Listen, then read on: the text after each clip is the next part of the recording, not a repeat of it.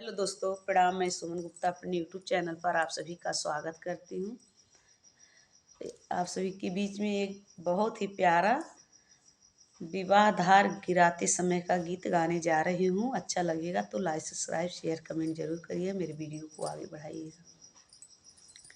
सोनवा के लोटावा गंगा के पानिया, सोनवा के लोटवा गंगा के पानिया, तानी ताका ना हमार भैया धरिया ओरिया, तानी ताका ना हमार भैया धरिया ओरिया।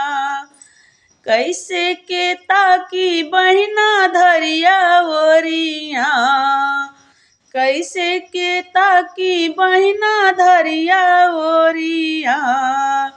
धरिया गिरावत फटेला छतिया, धरिया गिरावत फटेला छतिया।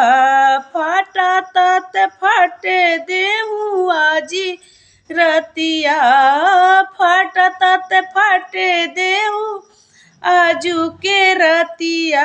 बहिना जइहे दूर देसावा जो हवा बटिया, बहिना जइहे दूर देसा वहाँ जो हबे बटिया। सोनवा के लोटावा गंगा के पनिया, तानी ताका ना हमार भैया धरिया ओरिया। प्लीज़ हमारा गाना अच्छा लगे तो लाइक सब्सक्राइब शेयर कमेंट जरूर करिएगा, मेरे वीडियो को आगे बढ़ाइएगा।